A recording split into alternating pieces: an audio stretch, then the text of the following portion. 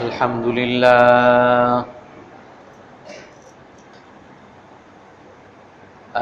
لله نحمده ونستعينه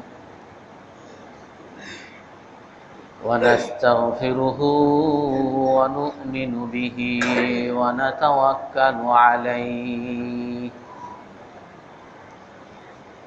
ونعوذ بالله من شرور أنفسنا ومن سيئات أعمالنا من يهده الله فلا مضل له ومن يضلله فلا هادي له ونشهد أن لا إله إلا الله وحده لا شريك له ونشهد أن سيدنا ومولانا محمدا عبده ورسوله أرسله بالحق بشيرا ونذيرا بين يدي الساعة من يطع الله ورسوله فقد رشد واهتدى ومن يعصهما فقد ضل وغوى أما بعد فأعوذ بالله من الشيطان الرجيم بسم الله الرحمن الرحيم وإذا أنعمنا على الإنسان أعرض ونأى بجانبه وإذا مسه الشر فذو دعاء عريض قل أرأيتم إن كان من عند الله ثم كفرتم به من أضل ممن هو في شقاق بعيد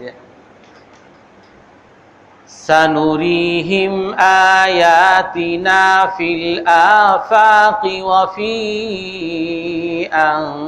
أنفسهم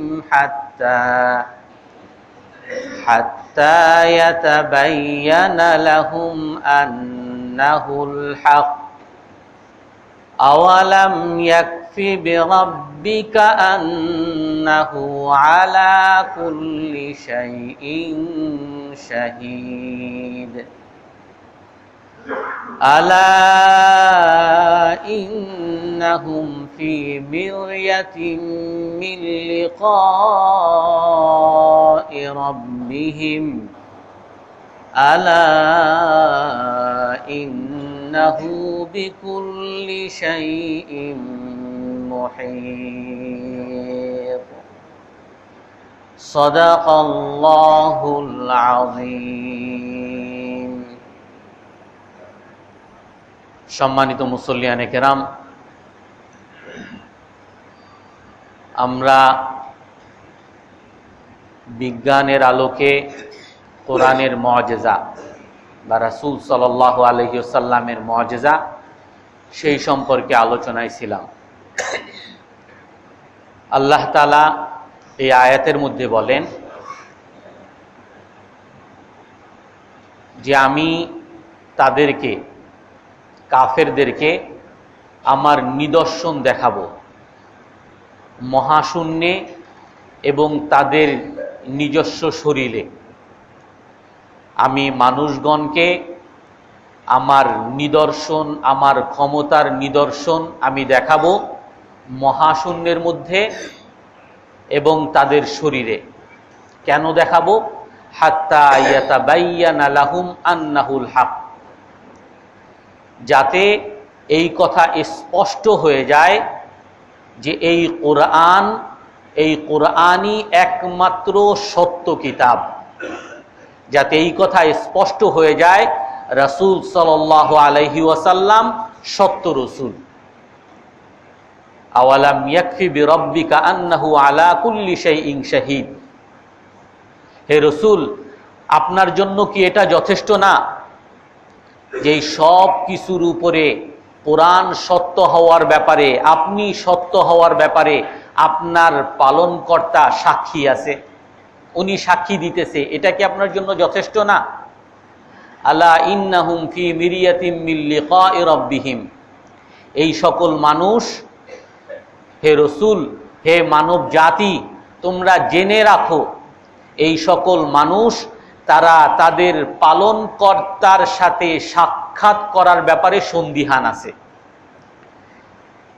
আর তাদের ব্যাপারে এবং সবার ব্যাপারে আল্লাহ তাআলা অবগত আছেন। তো আল্লাহ তাআলা এই মহাশূন্য এবং এই পৃথিবী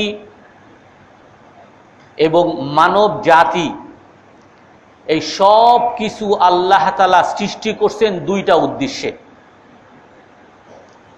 কোরআনের আরেক জায়গায় আসছে, মা ইয়াফআলুল্লাহু বিআযাবিকুম ইন শাকারতুম ওয়া আমানতুম, যে আল্লাহর কি কাজ তোমাদেরকে শাস্তি দিয়ে, তোমাদেরকে আযাব দিয়ে আল্লাহ কি করবেন যদি তোমরা কৃতজ্ঞ হও এবং বিশ্বাসী হও।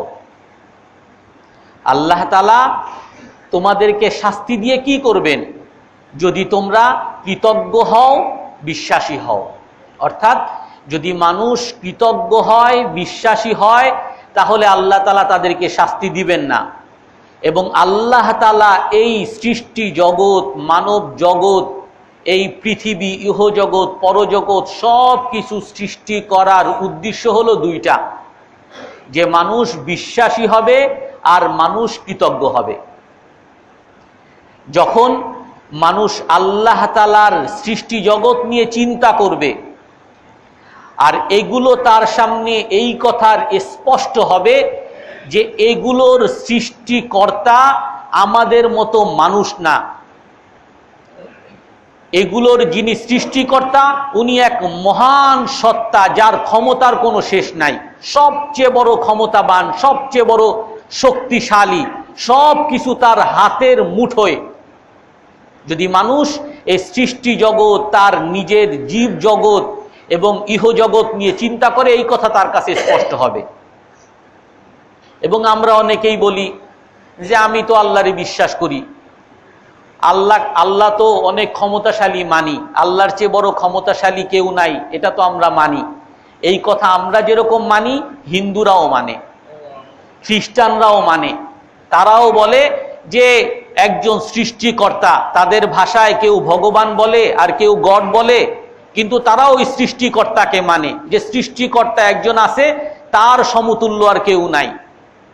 কিন্তু ওই সৃষ্টিকর্তা একাই কিভাবে আমাদের মঙ্গল করবেন, মঙ্গলের জন্য একটু মঙ্গল শোভাযাত্রাও করতে হবে, মঙ্গলের জন্য একটু অন্যান্য মূর্তিও একটু ধরতে হবে, তাদের সামনেও পূজা করতে হবে, তাদেরকে নিয়েও স্লোগান দিতে হবে, মিছিল করতে হবে। অর্থাৎ আমরা বিশ্বাস করি যে আল্লাহ তাআলা সৃষ্টিকর্তা, আল্লাহ তাআলা সমস্ত ক্ষমতার মালিক, কিন্তু এই বিশ্বাস করাই যথেষ্ট না। বিশ্বাসের সাথে সাথে আসতে হবে শুকরিয়া, কৃতজ্ঞতা। একজনকে বলে, চামচা যারা থাকে, কিছু কিছু অফিসে চামচা থাকে, তারা স্যারের সামনে গিয়ে sir sir sir sir sir sir করতে থাকে, আর পিছনে গেলেই এই স্যার, এই শয়তান, অমুক শয়তান, এই তার পিছনে 12টা বাজাইতে থাকে। অর্থাৎ সামনে আসলে স্যার স্যার, আপনি একেবারে সবচেয়ে বড়, আপনার মতো কেউ নাই, আপনি সব কিছু, আর পিছনে গেলে তার 12টা বাজায়। তো আল্লাহ তাআলাও সেরকম, আমার সামনে সামনে বলবা যে আপনি সৃষ্টিকর্তা, আপনাকে মানি, আপনাকে হ্যান করি ত্যান করি, আর পিছনে গিয়া আমার পূজা বাদ দিয়ে আরেকজনের পূজা করবা, তাকে আমি মুমিন বলবো না, তাকে আমি আযাব থেকে বাঁচাবো না। এই জন্য আল্লাহ সবকিছু করতে পারেন, আল্লাহর হাতে সকল ক্ষমতার মালিক, এই কথার বিশ্বাসের সাথে সাথে আল্লাহর সামনেই মাথা নত করতে হবে। এবং আল্লাহর সাথে অন্য কারো স্লোগান দেওয়া যাবে না, আল্লাহর সাথে অন্য কারো কাছে মঙ্গল চাওয়া যাবে না, আল্লাহর সাথে অন্য কারো কাছে সম্মান আছে, ইজ্জত আছে, সফলতা আছে, লাভ আছে, এই কথা বিশ্বাসও করা যাবে না, আর এটা চাওয়াও যাবে না। এই জন্য আল্লাহ তাআলা বলেন যে আমি এই সৃষ্টি জগতের মধ্যে, মানব জাতির মধ্যে আমি আমার ক্ষমতাকে দেখাবো। এখানে আল্লাহ তাআলা বলেন সানুরিহিম, আমি দেখাবো। তার অর্থ হলো যে রসুলের কাছে যখন এই কোরআন নাজিল হচ্ছে তখনও আল্লাহ তাআলা সমস্ত ক্ষমতা দেখাচ্ছেন না, আমি দেখাবো। ভবিষ্যতে এক সময় মানুষের কাছে টেলিস্কোপ হবে, ভবিষ্যতে এক সময় মানুষের কাছে মহাকাশ যান হবে, আর তখন তারা সচক্ষে দেখবে আমার ক্ষমতা কি, সেটা তারা দেখবে, আর দেখে এই কথা মানতে বাধ্য হবে। হাত্তা ইয়াতাবায়্যানা লাহুম আন্নাহুল হক, তাদের কাছে এই কথা স্পষ্ট হয়ে যাবে যে এই কোরআনই একমাত্র সত্য, এই রাসূলই একমাত্র সত্য রসুল, এই রসুলের পথেই একমাত্র সফলতা এবং শান্তি। আমরা গত সপ্তাহে বলেছিলাম যে সর্বপ্রথম মহাকাশ যান বারি গারগারিন রাশিয়ার, সে যখন গেছে, এই আকাশের স্তর, আমাদের পৃথিবীর স্তরগুলো যখন সে পার হয়েছে 65,000 কিলোমিটার, তখন সে বলা শুরু করছে যে আমরা অন্ধ হয়ে গেছি, আর না হয় আমরা জাদুগ্রস্ত হয়ে গেছি। হয়তো আমরা অন্ধ, আর না হয় আমরা কোনো জাদুগ্রস্ত হয়ে গেছি, এটাই ছিল তার কথা। আর আল্লাহ তাআলা ওটাই কোরআনের মধ্যে 1400 বছর আগে বলছেন, ওয়ালাউ ফাতাহনা আলাইহিম বাবাম মিনাস সামা ফাযাল্লু ফীহি ইয়ারুজুন, আমি যদি আকাশের দরজা খুলে দেই তাহলে তারা আরোহণ করতেই থাকবে, আর তারা আরোহণ করতে করতে এক সময় বলবে লাকালু, তারা বলবে ইন্নামা সুক্কিরাত আবসারুনা, আমাদের চোখ অন্ধ হয়ে গেছে, আও কওমুম মাসহুরুন, অথবা আমরা এমন এক মানুষ হয়ে গেছি যাদেরকে জাদুতে ধরে ফেলছে, জাদুগ্রস্ত মানুষ হয়ে গেছি। এটা যখন মহাকাশ যান যখন এই মহাকাশে পাড়ি দিছে, 65,000 কিলোমিটার যখন পাড়ি দিছে, তখন তারা দেখতেছে দুনিয়ার সব কিছু অন্ধকার, অন্ধকার, আর কিছুই নাই, শুধু অন্ধকার। এখন এখানে আবার অনেকেই প্রশ্ন করে, বা বিশেষ করে যারা নাস্তিক বিজ্ঞানী, এরকম একটা বিরাট গ্রুপ আছে রিচার্ড কান্স, তাদের আপনারা ইউটিউবে হয়তো দেখবেন, তার বিরাট বড় বড় এরকম বক্তৃতার আসর হয়, আর তার সমস্ত কথা ওই সমস্ত ধর্মের বিরুদ্ধে, বিশেষ করে কোরআনের বিরুদ্ধে। আর সে এক একটা থিওরি আনে কোরআনের বিরুদ্ধে, আর সবাই তালি দেয়। এরকম যাদের অল্প বিদ্যা হলে অনেক ভুল ধরে। হযরত আব্দুল্লাহ ইবনে মাসউদ রাদিয়াল্লাহু তাআলা আনহু বলছেন যে এই কথা জানবে যে আমি জানি না, সে হলো জ্ঞানী, আর যে বলবে আমি জানি সে হলো মূর্খ। আমি গত বছর একবার তারাবি পড়াচ্ছিলাম, তো আমার পিছনে আমার ছেলে মাত্র 30 পারা কোনো মতে মুখস্থ করছে, 29 পারারও 2-1টা সূরা মুখস্থ করছে। তো আমি পড়াইতেছি কুল উহিয়া ইলাইয়া আন্নাহু ইসতামা'a নাফারুম মিনাল জিন্নি ফাকালু ইন্না সামি'না কুরআনান আজাবা। তো আমার ছেলে পিছন থেকে আমার লোকমা দিতেছে, কুল উহিয়া ইলাইয়া আন্না, মানে আন্না যে গুন্না, এইটা একটু কম হয়েছে, আমার বেশি করে গুন্না করতে হবে। সে পিছন থেকে আমার লোকমা দিছে। আবার পড়লাম ফাকালু ইন্না সামি'না, 3 আলিফ টান, এখানে আমার 2 আলিফ টান হয়েছে, তারাবিতে একটু তাড়াতাড়ি পড়তে হয়। সে আবার লোকমা দিছে ফাকালু ইন্না সামি'না কুরআন। সে এমন ভুল আমার ধরা শুরু করছে যে আমি আর পড়তেই পারতেছি না। তো এখন তাদেরকে কি আপনি, ওই শিশুকে আপনি কি খুব জ্ঞানী বলবেন নাকি অল্প বিদ্যার বলবেন? আমরা অনেক সময় ওই আরবদের সাথে কাজ করি, তো আরবরা একটু ইংলিশ কম পারে। তো একবার সে পরিচয় করিয়ে দিচ্ছিল একজনকে, he is my friend, he is businessman. Businessman মানে কি? প্রথমে তো বুঝি নাই। প্রথমে is he businessman? No no no no businessman, businessman. এখন বিজনেসম্যান বানানটা বিজনেস ঠিকই উচ্চারণ আছে, কিন্তু উচ্চারণে হয় বিজনেসম্যান।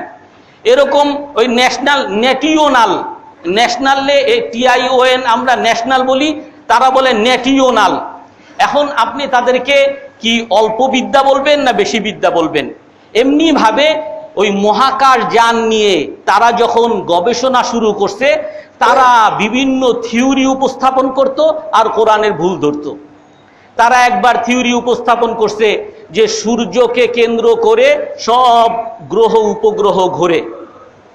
এখন কোরআনের মধ্যে তো আছে যে সূর্য ঘোরে, সূর্যকে কেন্দ্র করে সবাই ঘোরে আর না ঘোরে, কিন্তু সূর্য ঘুরতেছে। এখন তারা বলে কোরআনে মিথ্যা বলছে।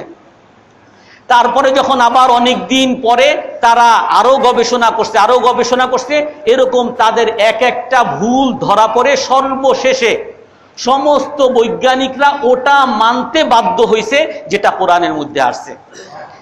এই জন্য যখন তারা ওই ইসে গেছে, মহাকাশ যান দিয়ে যখন সব অন্ধকার, আর আমরা যখন বলছি যে এটা কোরআনের মধ্যে বহুত আগে আছে, যে কোরআনের মধ্যে আসছে যে এই পৃথিবীর স্তর পার হলে সব অন্ধকার। এখন তারা বলা শুরু করছে, আচ্ছা এই পৃথিবীর আলোটা কোত্থেকে আসে? সূর্য থেকে আসে। তো সূর্য তো এই পৃথিবী গ্রহের বাইরে, সেখান থেকে আলোটা আসে। সেই আলো দিয়ে যদি পৃথিবী আলোকিত হয়, তাহলে ওই পৃথিবীর বাইরের, এই গ্রহের বাইরে যে অন্ধকার, সেটা কেন আলোকিত হবে না? কোরআনের মধ্যে তো এইগুলো ভুল বলছে। এরকম আরো মানে প্রতিটা ক্ষেত্রে আমরা ধারাবাহিকভাবে আসবো, প্রতিটা ক্ষেত্রে এরকম এক একটা বিষয় আসে আর তারা এক একটা থিওরি উপস্থাপন করে, আর এটাই সত্যি। কোরআনের মধ্যে বিপরীত আসলে কোরআনে ভুল বলছে। এরকম কোরআনের বিভিন্ন জায়গায় ওই রিচার্ড কান, সে কোরআনকে নিয়ে এমনভাবে তিরস্কার করত, সে তার বক্তৃতা এখন আপনি ইউটিউবে পাবেন। সে বলে যে আমি সবসময় যারা রিলিজিয়াস ম্যান, যারা ধর্মীয় মানুষ, তাদের উত্তর দিতে বেশি পছন্দ করি, কারণ তারা বোকা শোকা হয়, তাদেরকে হ্যান্ডেল করা সহজ। তার ভাষা এরকম। আর সবাই হাততালি, যে যারা রিলিজিয়াস ম্যান সবাই তারা হলো বোকা শোকা, নির্বোধ, কিছুই বুঝে না। তো এরকম তারা নিজেদেরকে অনেক জ্ঞানী মনে করে আর এক একটা বিষয় উপস্থাপন করে। তো আমাদের যে এই পৃথিবী, এখন এটা প্রমাণিত হয়েছে যে এই পৃথিবীর 7টা স্তর আছে, আকাশের 7টা স্তর আছে, যেটা কোরআনের মধ্যে এক জায়গায় আসছে, আল্লাযী খালাকা সাবআ সামাওয়াতিন তিবাকা, যে আল্লাহ তাআলা 7 আসমানকে স্তরে স্তরে সৃষ্টি করেছেন। অন্য এক জায়গায় আছে লাতার কাবুন্না তবাকান আন তবাক, আপনারা আরোহণ করবেন এক স্তরের পরে আর এক স্তর। তো এই পৃথিবীরও কয়টা স্তর, এমনিভাবে জমিনেরও 7টা স্তর। এই জমিনের মধ্যেও তারা প্রথমে বলছে 3টা স্তর, তারপরে 4টা, তারপরে 5টা। এই আকাশের মধ্যেও বিভিন্ন স্তর বলছে। এখন সবাই একমত হয়েছে যে পৃথিবীরও 7টা স্তর, আর আমাদের এই পৃথিবীর যে কি বলে আকাশ আছে, এটারও 7টা স্তর, এবং এর আকাশের পরে তো আরো আকাশ আছে। তো এই 7টা স্তরের মধ্যে সর্বপ্রথম স্তর যেটা, সেটা হলো ট্রোপোস্ফিয়ার। এটা হলো আমাদের এই পৃথিবী থেকে 15 থেকে 20 কিলোমিটার এতটুকের মধ্যে ট্রোপোস্ফিয়ার ধরা হয়। এবং এই ট্রোপোস্ফিয়ারের মধ্যেই আমাদের যত মেঘমালা এবং যত বর্ষা হয় সব এখান থেকেই, এই 20 কিলোমিটারের মধ্যে, 15 থেকে 20 কিলোমিটারের মধ্যেই সমস্ত মেঘমালা, আর এই মেঘমালা থেকেই বৃষ্টি, আর যত তুফান, যত বন্যা সব এই স্তরের মধ্যে, এই লেয়ারের মধ্যেই হয়। তারপরের স্তর হলো স্ট্র্যাটোস্ফিয়ার। স্ট্র্যাটোস্ফিয়ার, এখানে আমাদের এই পৃথিবীর স্তরের মধ্যে যত উপরে যাবে তত তাপমাত্রা কমতে থাকে। আমরা যত উপরে যাব, যারা উপরে গেছে, বিশেষ করে আপনি যখন পাহাড়ে উঠবেন অথবা প্লেনে উঠলে তাপমাত্রা কমতে থাকে, প্রতি 6.5 কিলোমিটারে তাপমাত্রা কমতে থাকে। এরকম এই স্তরের শেষে গেলে প্রায় -50 তাপমাত্রায় চলে আসে। তারপরের যে স্ট্র্যাটোস্ফিয়ার যেটা আছে, এরপরের স্তরের মধ্যে তাপমাত্রা আবার বাড়তে থাকে। তাপমাত্রা এই ট্রোপোস্ফিয়ারে কমে, তারপরে ওখান থেকে আবার বাড়ে, অর্থাৎ ওই -50 থেকে 50 থেকে আস্তে আস্তে বাড়তে বাড়তে ওটার যে লেয়ার, শেষ লেয়ার পর্যন্ত 2-এ চলে আসে, -2 অথবা কেউ কেউ বলে -0-তে, সমান সমানে চলে আসে। আর ওই স্ট্র্যাটোস্ফিয়ার এটা হলো এমন একটা স্তর, যেই স্তরের মধ্যে মেঘমালা থাকে না, যেখানে আমাদের যত বাতাস বা যত বন্যা এগুলো ওখানে থাকে না, যার কারণে যত বিমান এগুলো উড্ডয়ন করে, উড্ডয়ন করার পরে এই ট্রোপোস্ফিয়ার পার হয়ে স্ট্র্যাটোস্ফিয়ারে তারা চলাচল করে, কারণ ওখানে তারা এরকম মেঘমালার সম্মুখীন হয় না এবং ওখানে ঝড় বৃষ্টির সম্মুখীন হয় না। ওটা হলো তাদের জন্য নিরাপদ স্তর। এবং এই স্ট্র্যাটোস্ফিয়ারের শেষে আছে ওজোন লেয়ার, ওজোন ফেয়ার। ওটার মধ্যে মূলত ওজোন ফেয়ারের কাজ হলো উপর থেকে, এটা বৈজ্ঞানিকরাই বলে, উপর থেকে অর্থাৎ এই পৃথিবীর বাইরে থেকে প্রতি মুহূর্তে হাজারো লক্ষ লক্ষ গ্রহ উপগ্রহ ভেঙ্গে এগুলো পড়তে থাকে। মহাশূন্যের মধ্যে ভাসমান অনেক পাথর, অনেক এরকম গ্রহ উপগ্রহ, এগুলো ভেঙ্গে ভেঙ্গে তার টুকরাগুলো এরকম পড়তে থাকে, যেগুলোকে আমরা উল্কি বলি, উল্কি। সেগুলো ওটা এসে ওই ওজোন লেয়ারে এসে সেটা ধূলিসাৎ হয়ে যায়, আর পৃথিবী পর্যন্ত আসতে পারে না, ওখানে আটকে দেয়। ওটা এমন এক স্তর। তারপরের স্তর হলো মেজোস্ফিয়ার। স্ট্র্যাটোস্ফিয়ারে সেখানে তাপমাত্রা বাড়তে থাকে, বাড়তে বাড়তে -0-তে আসে।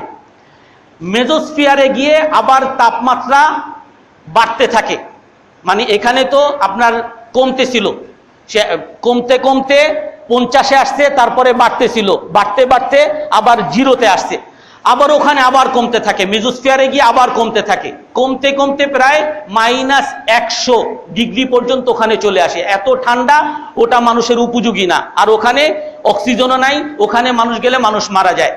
তারপরে আরো স্তর, আরো 3টা স্তর আছে। এক্সোস্ফিয়ার, এক্সোস্ফিয়ারে হলো পরে গরম, ওখানে শুধু গরম, গরম বাড়তে বাড়তে প্রায় 2000 ডিগ্রি সেলসিয়াস। আমাদের সাধারণ তাপমাত্রা এরকম 25 ডিগ্রি সেলসিয়াস, ওখানে 2000 ডিগ্রি সেলসিয়াস, মানে এত তাপমাত্রা যে কেউ যাবে ওখানে জ্বলে যাবে। এর উপরে আছে এক্সোস্ফিয়ার, এর উপর মেজোস্ফিয়ার, তারপরে থার্মোস্ফিয়ার, তারপরে আছে আইনোস্ফিয়ার, তারপরে হলো এক্সোস্ফিয়ার। ওই আইনোস্ফিয়ার এবং থার্মোস্ফিয়ার, ওখানে হলো যত পৃথিবী থেকে তরঙ্গ যায় ওখান থেকে আবার ফেরত আসে। এটা বৈজ্ঞানিকদের কথা, যে পৃথিবী থেকে যত আওয়াজ, যত কথাবার্তা, এই আওয়াজগুলো উপরে উঠে, আকাশে উঠে উঠে ওই আইনোস্ফিয়ার ওখানে গিয়ে ধাক্কা খেয়ে আবার পৃথিবীতে ফেরত আসে। যার কারণে বৈজ্ঞানিকরা ওখানে স্যাটেলাইট ব্যবহার করে আমাদের এই কথাবার্তা, আমি আপনার পাশে কথাবার্তা বলতেছি, আপনার 1 কিলোমিটার দূরে, কিন্তু আমার কথাটা কিন্তু সেই থার্মোস্ফিয়ারে চলে যায়, ওখান থেকে আবার আপনার আবার মোবাইলে চলে আসে। এটা এখন বৈজ্ঞানিকদের কথা। এখন আসেন কোরআনের মধ্যে আল্লাহ তাআলা বহুত আগে বলে গেছেন, ওয়াজআলনাস সামাআ সাকফাম মাহফুজা, আমি আসমানকে নিরাপদ ছাদ বানিয়েছি, আমি আসমানকে নিরাপদ ছাদ বানিয়েছি। ওই বাহিরে, আমাদের এই পৃথিবীর গ্রহের বাহিরে যেই সমস্ত পাথর কণা, যেই সমস্ত বড় বড় স্তূপ যেগুলো আসতে থাকে পৃথিবীর দিকে, এগুলো যদি একটা আমাদের পৃথিবীর মধ্যে ঢুকতো তাহলে আমরা জ্বলে পুড়ে ছারখার হয়ে যেতাম। কিন্তু এগুলো বৈজ্ঞানিকরাই বলে ওই ওজোন লেয়ারে এসে, মেজোস্ফিয়ারে এসে এগুলো সব হয়তোবা আগুনের তাপমাত্রায় এটা জ্বলে যায়, অথবা বরফের কাছে এসে এটা বরফ হয়ে যায়। অর্থাৎ পৃথিবী পর্যন্ত আসতে দেয় না, ওখানেই আল্লাহ তাআলা আটকে দেন। পৃথিবী পর্যন্ত এগুলো আসতে পারে না। আল্লাহ তাআলা আসমানকে নিরাপদ ছাদ বানিয়েছেন। এখন এই পৃথিবীর মধ্যেই, এই সমস্ত স্তরগুলোর মধ্যেই বাতাসের তাপমাত্রা, বাতাস আছে। আর বাতাস যত উপরে যায় তত কমতে থাকে। 21% অক্সিজেন আর 78% নাইট্রোজেন, এবং আরো বেশ কিছু উপাদান আছে এই ফেয়ারগুলোতে। যখন বাইর থেকে সূর্যের তাপটা আসে, আপনি যখন একটা রাতের বেলা আপনার টর্চ লাইট আপনি যদি মারেন, আপনি দেখবেন টর্চ লাইটটা যেখানে, যেই বাড়িতে মারতে চেয়েছেন বা যেখানে একটা বাড়ি, ওখানে যখন ওই আলোটা গেছে ওখানে পুরো বাড়িটা আপনি দেখতে পাচ্ছেন। কিন্তু ওই আলোটা যাওয়ার পথে এখানে কিন্তু আরো কিছু মানুষ আছে, ওই আলোটা যাচ্ছে, এখানে আশেপাশে আপনি কিছুই দেখতে পাচ্ছেন না। কিন্তু এই আলোটা দেখতে পাচ্ছেন ওই শেষে যেই বডিটার উপরে আলোটা লাগছে আর ওই আলোটা ছড়িয়ে গেছে, ওখানে যা যা আছে আপনি দেখতেছেন। এমনি ভাবে সূর্যের তাপ, সূর্যের যে কিরণটা, ওই কিরণটা আসে, আর যেখান থেকে আসে মহাশূন্যের মধ্যে কোনো বাতাস নাই, সেখানে কোনো বডি নাই, যার কারণে ওখানে সবই অন্ধকার দেখা যায়। শুধু তার যে আলোটা আসে, ওই টর্চ লাইটে যেরকম আলো আসে এরকম আলো একটা দেখা যায়। আর ওই আলোটা যখন পৃথিবীর স্তরে আসে আর এখানে বাতাস আসে, আর ওই বাতাসের মধ্যে যখন পড়ে, ওই বাতাসের মধ্যে পড়ার সাথে সাথে, এই বাতাসের সাথে শুধু বাতাস না, বাতাসের মধ্যে অনেক ছোট ছোট অনেক বডি আছে, অনেক উপাদান আছে। আর এই উপাদানের মধ্যে যখন ওই আলোটা পড়ে তখন এই আলোটা ছড়িয়ে যায়।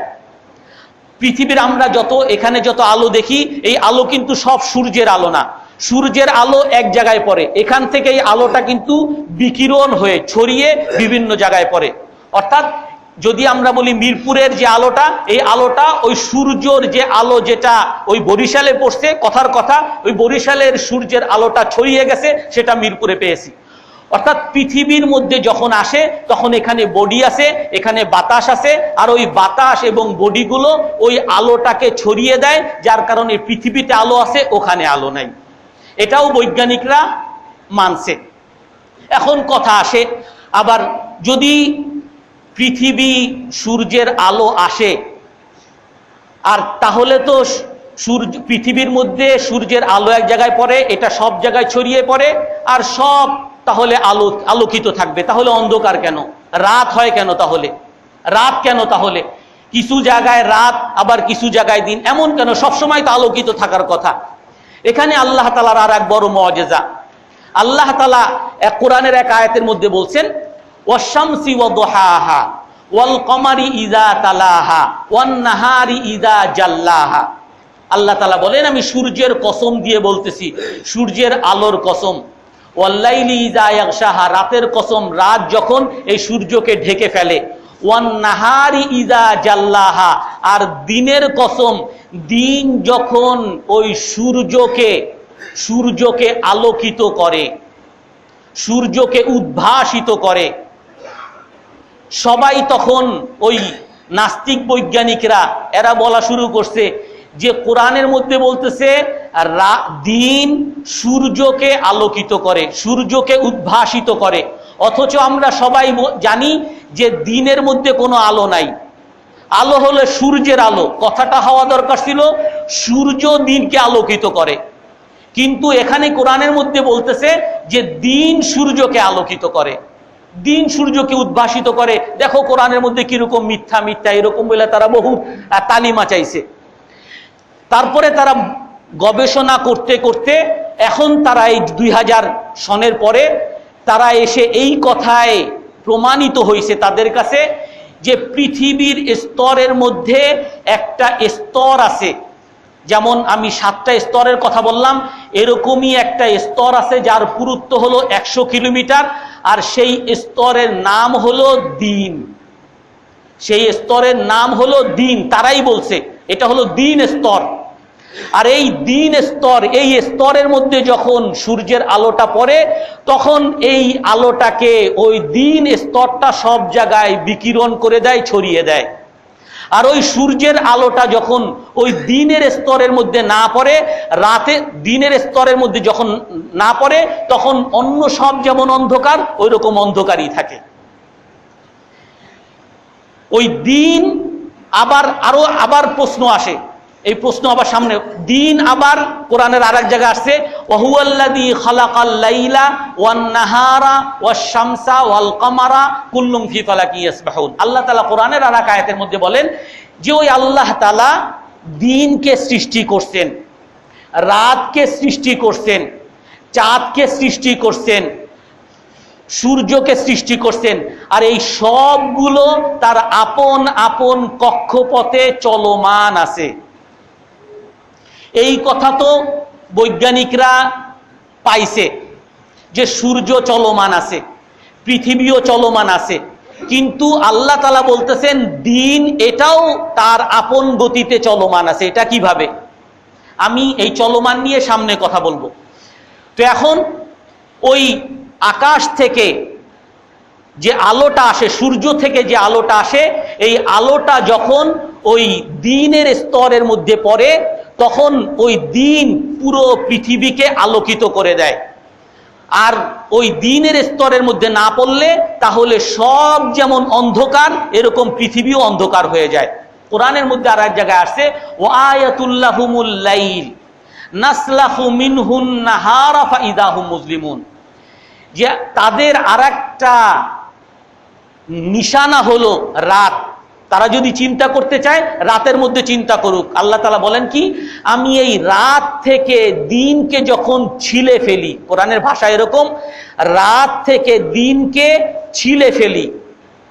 রাতকে দিন থেকে কিভাবে ছিলে, এগুলো নিয়ে গবেষকরা অনেক গবেষণা করছে। পরে এই কথা তারা মানতে বাধ্য হয়েছে, মূলত পুরো মহাশূন্য সহ পৃথিবী সবগুলোর আসল হলো অন্ধকার থাকা। আর ওই অন্ধকারের মধ্যে আলাদা একটা লেয়ার দেন আল্লাহ তাআলা দিনকে। আর যখন রাত আসে, রাতের সময় আল্লাহ তাআলা ওই দিনের যে চামড়াটা, ওই চামড়াটাকে ছিলে ফেলে। যেমন ছাগল আমরা জবাই করে ছাগলের চামড়া ছিলে ফেলি আর ছাগলের ভিতরের গোশত বের হয়ে যায়, আল্লাহ তাআলা এরকম বলে যে আমি দিনকে রাত থেকে এরকম ছিলে ফেলি। এইটা নিয়ে তারা অনেক কথা বলছে, এখন তারা এই কথা মানতে বাধ্য হয়েছে। যে আয়াত বলেছিলাম সেই আয়াতের মধ্যে আরো কিছু, ওই আয়াতের মধ্যে আসছে ওয়ালাউ ফাতাহনা আলাইহিম বাবাম মিনাস সামা, আমি যদি আসমানের দরজাসমূহ খুলে দিতাম তাহলে কি আমাদের এই পৃথিবী থেকে বাইরে বের হওয়ার এগুলোর কি দরজা আছে? এগুলো নিয়ে তাদের বিভিন্ন রকম কথা আসছে।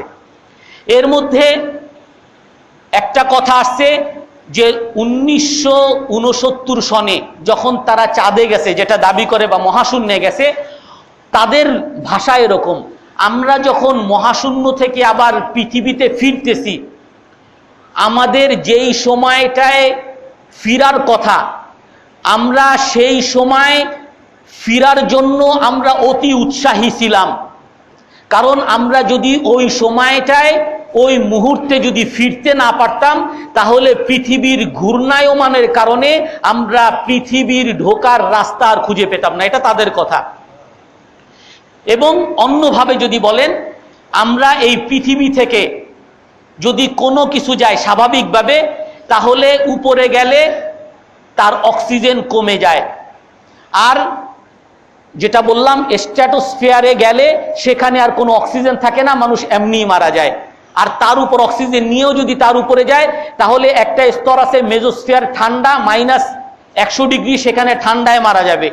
আর যদি ধরি এটাও গেল, ওটা যাওয়ার পরে যদি ওই এক্সোস্ফিয়ারে যায় সেখানে 2000 ডিগ্রি সেলসিয়াস তাপমাত্রা, সেখানে গেলে মানুষ পুড়েই যাবে। তো তার মানে যাওয়ার জন্য যদি কোনো রাস্তা থাকে, তাহলেই কোনো নির্দিষ্ট কোনো উপায় থাকে, তাহলেই যেতে পারবে। তাছাড়া এই পৃথিবীর স্তরগুলো কেউ পাড়ি দিতে পারবে না। আর এই জন্য যারা মহাকাশ যান এই পৃথিবীর স্তর পাড়ি দেওয়ার জন্য তৈরি করছে। তাদের এই পাড়ি দেওয়ার জন্য তাদের বিশেষভাবে এমনভাবে তৈরি করা হয়েছে ভিতরে যেন অক্সিজেন থাকে, এবং এটাকে যেন ওই ঠান্ডার এত মাত্রার তাপ যেন গলিয়ে না দিতে পারে, এটাকে এত মাত্রার তাপ যেন পুড়িয়ে না ফেলতে পারে, ওইভাবে তৈরি করে, যেটা বৈজ্ঞানিকরা বলে, সত্য মিথ্যা আল্লাহ তাআলা জানেন, তারা বলে যে ওই বৈজ্ঞানিকের অতটুক তাপমাত্রা করে তৈরি করা হয় যাতে এখান থেকে তারা মহাশূন্যে যেতে পারে। এখানে আল্লাহ তাআলা কোরআনের আর এক আয়াতের মধ্যে বলেন, মান ইউরিদিল্লাহু আন ইয়াহদিয়াহু ইয়াশরাহ সাদরাহু লিল ইসলাম। আল্লাহ তাআলা যাকে চান, যাকে হেদায়েত দিতে চান, তার অন্তরকে ইসলামের জন্য খুলে দেন। ওমান ইউরিদ আন ইউদিল্লাহু, আর আল্লাহ তাআলা যাকে পথভ্রষ্ট করতে চান, ইয়াজআল সাদরাহু দায়্যিকান হারাজান কাআন্নামা ইয়াসআদু ফিস সামা।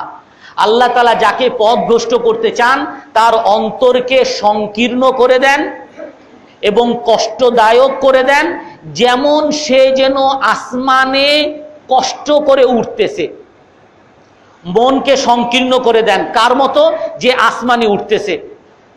আমরা যারা প্লেনে উঠছি, আপনারা যারা প্লেনে উঠছেন, আপনারা দেখছেন প্লেন যখন উড্ডয়ন করে, টেক অফ করে, প্লেন যখন উড্ডয়ন করে উঠতে থাকে, তখন মানুষের শ্বাস প্রশ্বাসের তাপমাত্রা বেড়ে যায়, তার অন্তরের মধ্যে একটা চাপা চাপা মনে হয়, কান বন্ধ হয়ে যায়। আমার ছোট বাচ্চা যখন ওই উঠছে আর নামছে, তার কানে আর সে কিছুই শুনে না, এরকম 4-5 ঘন্টা গেছে কানে কিছু শুনে না। তো যখন উঠে তখন কান বন্ধ হয়ে যায়, মন সংকীর্ণ হয়ে যায়। আর এগুলোরও বৈজ্ঞানিক ব্যাখ্যা আছে, এগুলো পরবর্তী বলবো। তো আল্লাহ তাআলা এখানে বলতেছেন 1400 বছর আগে রসুল আমাদেরকে খবর দিতেছেন যে মন সংকীর্ণ করে দিবেন কার মতো? যে আসমানে উঠতে চায়, আসমানে যে উঠতে চায় তার মন সংকীর্ণ হয়ে যায় এবং চাপা চাপা তার অনুভব হয়। রসুল তো কখনো, বা সাহাবায়ে কেরাম সেই যুগে তো কোনো প্লেন ছিল না, তারা আসমানেও যায় না, তারা কিভাবে বুঝলো যে আসমানে উঠতে গেলে মন চাপা চাপা ভাব লাগে আর কান বন্ধ হয়ে যায় আর মন সংকীর্ণ হয়ে যায়? এটাই তো মানুষের জন্য এক একটা আয়াত নিয়ে যদি মানুষ চিন্তা করে তাহলে এই কথা বলতে তারা বাধ্য হবে যে 1400 বছর আগে যখন কোনো মহাকাশ যান ছিল না, যখন কোনো প্লেন ছিল না, কিন্তু ওই মহাকাশ যান যাওয়ার পরে যা যা তারা দেখতেছে, সচক্ষে দেখতেছে, এগুলোই আল্লাহ তাআলা 1400 বছর আগে রাসূলের মাধ্যমে আমাদেরকে জানিয়ে দিয়েছেন যে মহাকাশে এইটা আছে, আকাশে উঠতে গেলে এইটা হয়, প্রথম স্তরের পরে দ্বিতীয় স্তরে গেলে এইটা হয়, আর এই মহাকাশ পার হতে হলে এইভাবে যেতে হয়, তাছাড়া যাওয়া যায় না। এগুলো ওই রসূলকে কে জানাইলো? ওই আল্লাহ তাআলা। যেই আল্লাহ তাআলা জানাইছেন, ওই আল্লাহ তাআলার এই সমস্ত কুদরত নিয়ে মানুষ যদি চিন্তা করে তাহলে এই কথা বলতে বাধ্য হবে, হাত্তা ইয়াতাবায়্যানা লাহুম আন্নাহুল হক। তাদের জন্য এই কথা স্পষ্ট হয়ে যাবে যে আল্লাহ তাআলা সত্য, আল্লাহর কোরআন সত্য, আল্লাহর রসূল সত্য। তৃতীয় বিষয়, ওখানে আল্লাহ তাআলা বলছেন ফাযাল্লু ইয়ারুজুন। যদি আমি আসমানের দরজা খুলে দিতাম আর তখন তারা আসমানে উঠতেই থাকতো। যখন যারা মহাকাশ যানে গেছে তারা তাদের কথা বলতেছে, প্রথম যে ট্রপোস্ফিয়ার বা স্ট্র্যাটোস্ফিয়ার, এগুলো হলো 200 কিলোমিটারের মতো।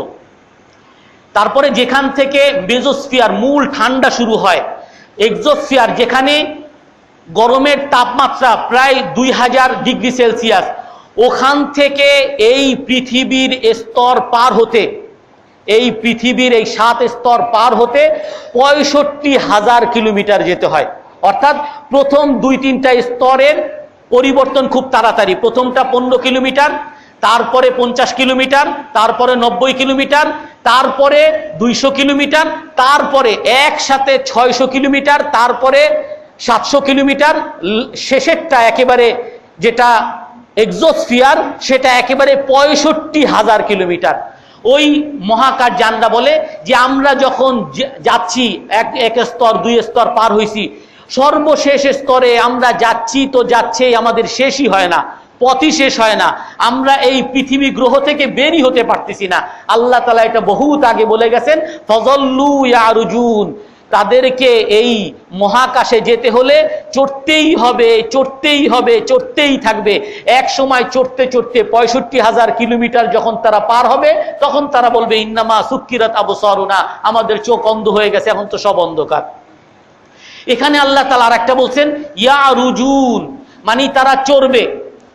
চড়া মানে হলো বাঁকা হয়ে চড়া, সিঁড়িতে আমরা চড়ি বাঁকা হয়ে চড়ি। আর একটা হলো উঠা, যেটা সরাসরি উঠে। এইটা বৈজ্ঞানিকরা সবাই একমত মানতে বাধ্য যে আকাশে উঠতে গেলে বা মহাকাশে চড়তে গেলে সবাইকে বাঁকা হয়ে বিভিন্ন পথে পথে যেতে হবে। কারণ এই পৃথিবী পার হলেই সব জায়গায় মধ্যাকর্ষণ শক্তি আছে, সবাই টানতে থাকে। পৃথিবীর একটা মধ্যাকর্ষণ শক্তি আছে, পৃথিবী পৃথিবীর দিকে টানে, আর একটা গ্রহ সূর্য সূর্যর দিকে টানে, চাঁদ চাঁদের দিকে টানে। এরকম লক্ষ লক্ষ আমাদের এই গ্যালাক্সিতে আমরা যে সূর্যকে ঘিরে যেই সমস্ত নক্ষত্রগুলো ঘুরে, এই নক্ষত্র এই গ্যালাক্সির মধ্যে বৈজ্ঞানিকরা বলে 2,200 কোটি, তাদের ভাষায় তারা যতটুকু ধরতে পারছে 200 কোটি এরকম পৃথিবীর মতো বা পৃথিবীর চেয়ে বড় বড় গ্রহ আছে শুধু এই গ্যালাক্সিতে।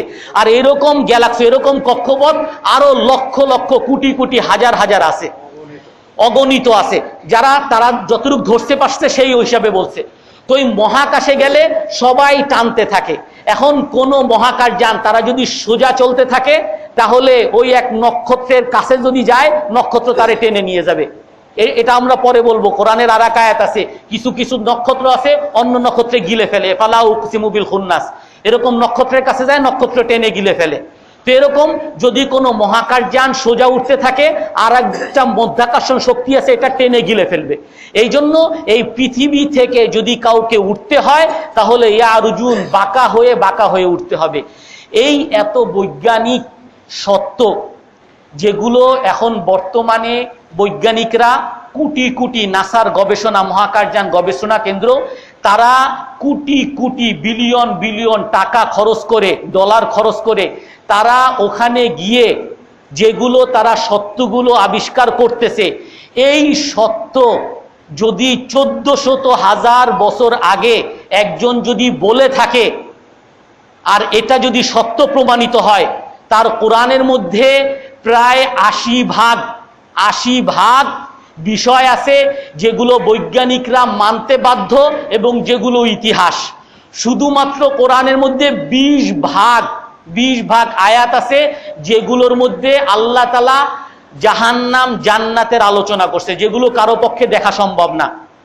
তো এই কোরআনের 80 ভাগ যদি সবাই সচক্ষে দেখে থাকে, এই 80 ভাগ সব সত্য, তাহলে 80 ভাগ যদি সব সত্য, এই কথা যদি মানেন, তাহলে ওনাকে কি তার ওই 20 ভাগ কথার মধ্যে কি কেউ মিথ্যুক বলতে পারবে?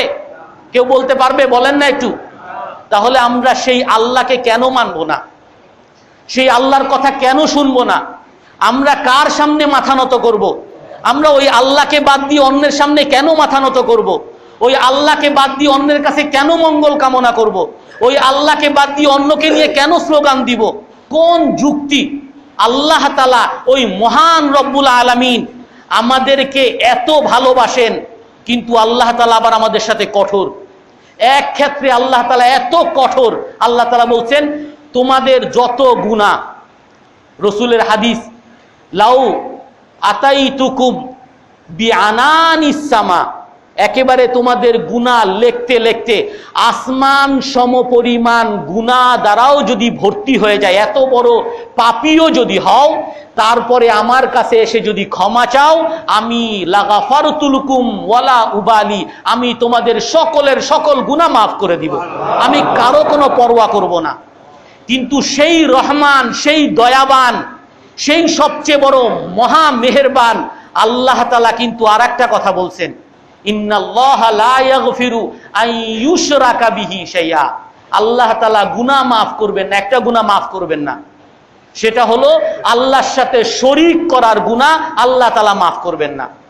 আল্লাহ তাআলা কোরআনের মধ্যে বলেন, ইন্নাল্লাযীনা কাফারু মিন আহলিল কিতাব ওয়াল মুশরিকিন ফি নারি জাহান্নামা খালিদিনা ফিহা।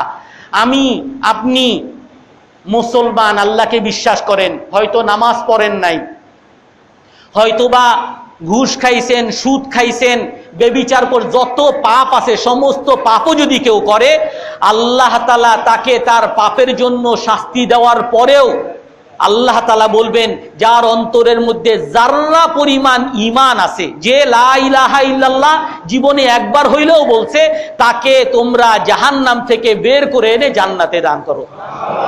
কিন্তু আল্লাহ তাআলা কি বলেন, যারা নাকি কুফরি করবে, যারা নাকি শিরিক করবে, খালিদিনা ফিহা, তারা চিরজীবনের জন্য জাহান্নামে থাকবে, কখনো জাহান্নাম থেকে বের হতে পারবে না। তাহলে মনে করেন যে এই শিরিক করার জন্য সারা পৃথিবীব্যাপী, মানুষব্যাপী আমাদেরকে পিছনে কেন লাগছে? কারণ এই শিরিক যদি আমাদেরকে করাইতে পারে, এমন ক্ষতি শয়তান তো বলেই গেছে, আপনার সাথে চ্যালেঞ্জ, আল্লাহকে বলে আসছে, আল্লাহ বলছে তুই যত গুনাহ করাস আমি সবাইরে জান্নাতে নিব, সবাইরে মাফ করে দিব। শয়তান বলে গেছে আমি তার ডানে থাকবো, বামে থাকবো, সব ভাবে চেষ্টা করব আমি সবাইরে নিয়ে জাহান্নামে নিব। ওই শয়তান কি এমনি এমনি ছেড়ে দিবে? শয়তান আমাদের পিছনে এই জন্যই লাগছে যে গুনাহ কর বাবা, দুই একটা পাপ সাপ কর, সমস্যা নাই, কিন্তু শিরিকটা কর। মঙ্গল শোভাযাত্রায় যা, নামাজ পড়, কোনো সমস্যা নাই, কিন্তু মঙ্গল শোভাযাত্রায় যা। নামাজ পড়, কোনো সমস্যা নাই, কিন্তু মূর্তিটার সামনে একটু মাথা নত কর। আর ওই শিরিক করিয়ে আমাদেরকে চিরজীবনের জন্য জাহান্নামে নিয়ে যাবে, ওই জাহান্নাম থেকে বাঁচার কোনো উপায় নাই। তো আমরা কি ওই আল্লাহর সাথে কাউকে শরীক মনে করতে পারি? আমরা সেই আল্লাহর সাথে কাউকে ক্ষমতাধর মনে করতে পারি? আমরা আল্লাহর সাথে কারো কাছে কোনো সাহায্য চাইতে পারি? আল্লাহ তাআলা, হে আল্লাহ সাক্ষী থাকেন, আমরা সবাই একমাত্র আপনাকেই বিশ্বাস করি, আপনার সাথে কাউকে শরীক করি না। আল্লাহ তাআলা আমাদের সবাইকে আমল করার তৌফিক দান করেন।